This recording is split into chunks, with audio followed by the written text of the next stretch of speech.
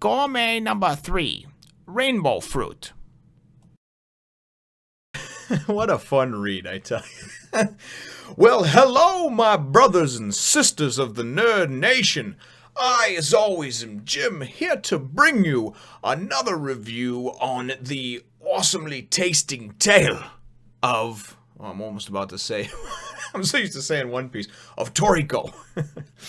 Our last chapter, of course, saw us the first, I guess, mini story arc, which was just spanning a couple chapters, wrapping up with, of course, the Garara Gator being taken out pretty easily, I might add, by Toriko.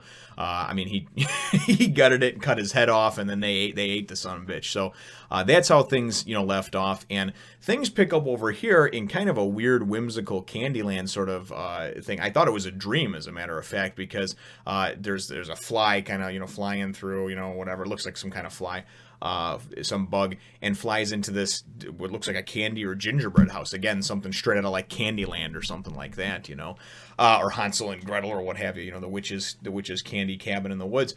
And then all of a sudden, this fly or the cicada or what have you, it goes and it flies in and it gets stuck on the wall. On the wall, it looks like it's like melting chocolate or some sort of, it's in black and white, so I don't know. I mean, I'm assuming that it's chocolate, but some sort of gooey substance.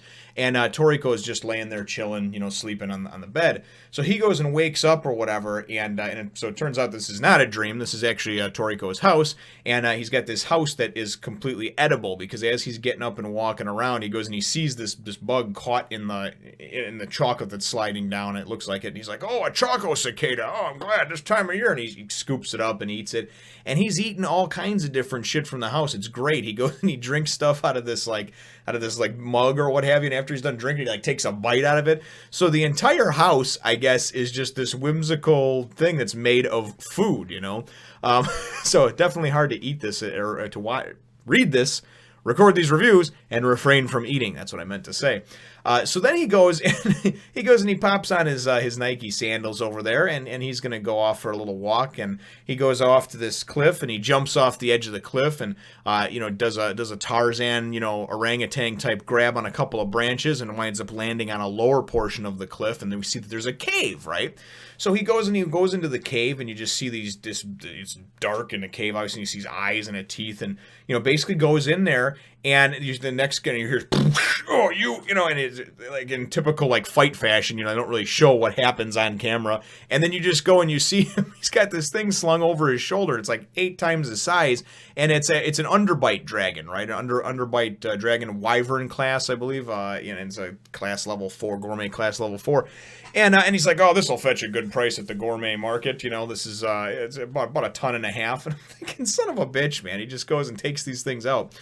So then we go, and the next portion of the chapter takes place in the gourmet market itself, and we find out a little bit about this. You can basically get any food type in the world from any region at this market, and it says it's 3,000 hectares, which I'm assuming are similar to acres. I'm not really sure about the measurement size of it, but when they do show the drawing of it, I mean the overhead thing, it just looks like this huge marketplace. So apparently you can get just about anything that you want there.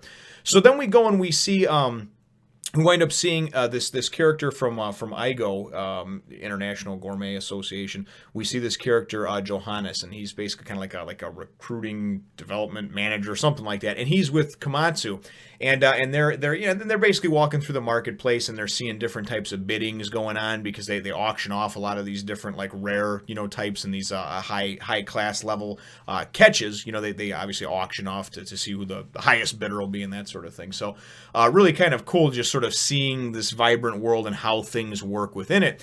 So as they're walking along, Komatsu goes and runs into Tom, the ship, the guy who drove the boat there, that obviously knows Toriko and works with them to take him places, and the one who took them into the Barren Archipelago, and we assume back out as well, after they of course ate all the Garara Gator, or mostly Toriko.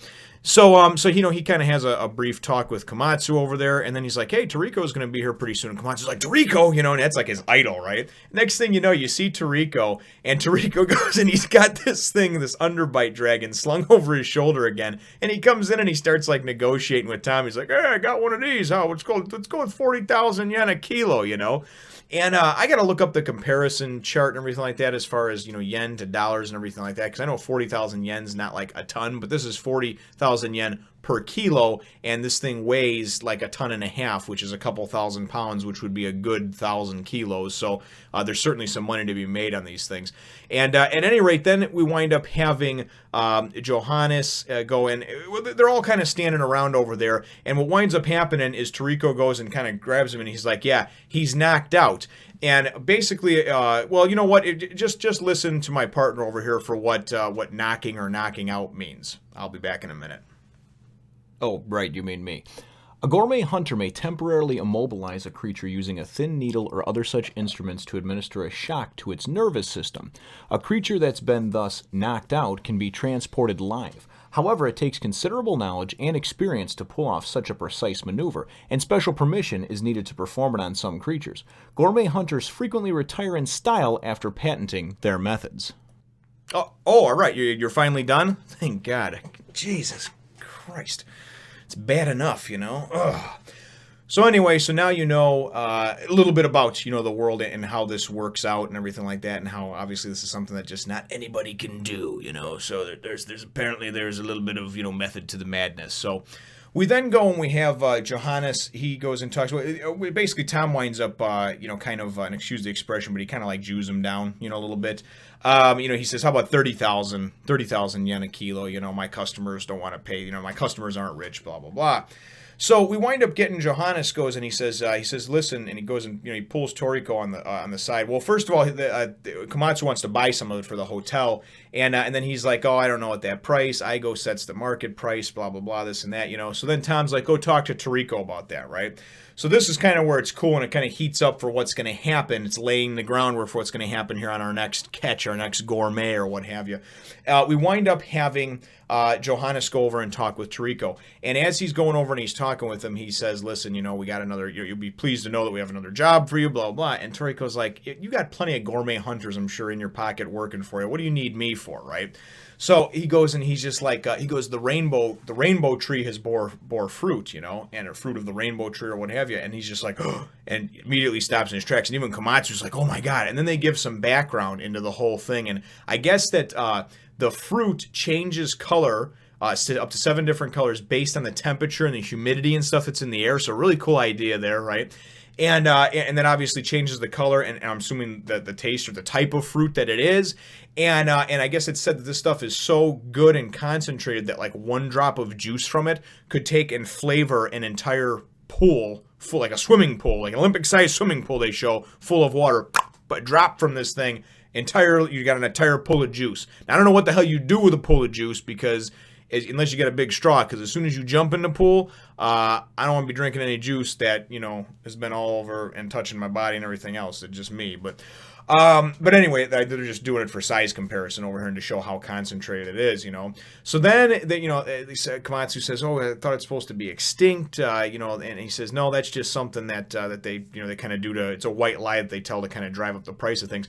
He goes, Igo has, in their garden, we've artificially recreated a tree. And it's so funny because, because we get, Toriko's like, oh yeah, nice job with that genetic engineering there, So anyway, he goes, but the problem is that there's some of these Kong, what the hell are they called over here? My God, it's gonna piss me off because I had everything down there. Yeah, there we go. The Troll Kongs. I could remember that I was thinking King Kong, and I remembered Troll from earlier. These Troll Kongs apparently have kind of moved in and taken up the area around there. They sent in a 2 billion yen tank, and it seems like everything is based on how much it costs. So a 2 billion yen tank, which is obviously, I guess, an expensive one, I guess went in there and pretty much got screwed up, flipped, and taken out really, really quickly, So obviously they want Toriko to go in there and take it out. So these Troll Kongs are said to be the most dangerous, poo-throwing monkeys on Earth or whatever. I just made up the poo-throwing part because I always picture that whenever I go to the zoo. You see them throwing shit at each other, and it's a mess.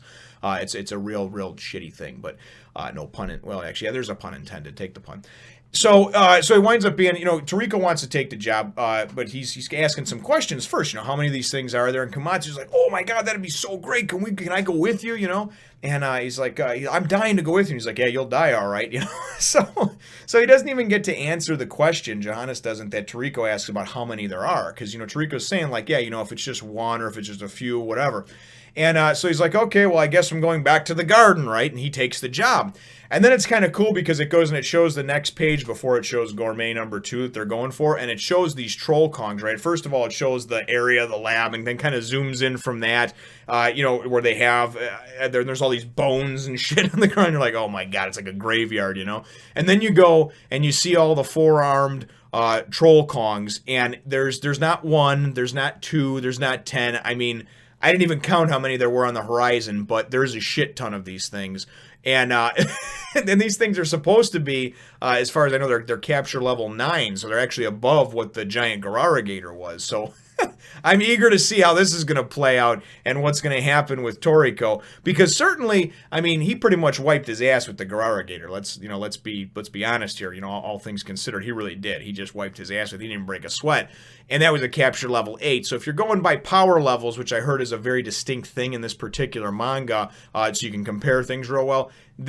One of these should be a piece of cake, but as I said, there's not one. There's like 101, So my chapter question, though, is certainly what do you think at this point about some of the, I think really the beginning part is what I'd like to ask a question about. What did you think about that whole whimsical moment? Is it too over the top? I really thought it was a dream that he was in just because he's like so big into food and everything like that. But then you go and he wakes up and this guy literally lives in a house made out of candies and treats and shit like that. I thought it was fun, but on the other hand, I kind of like to playing devil's advocate. It's kind of like, Jesus, this is just plain weird. So what do you think about that? What do you think about the whole whimsical beginning, the candy house, and everything else? Leave your answer to that question, brothers and sisters, in the comments down below. Feel free to hit the thumbs up, the like button if you should think that I deserve it, and subscribe if you haven't done so already. We look forward to catching you in the next one, nation. Subscribe.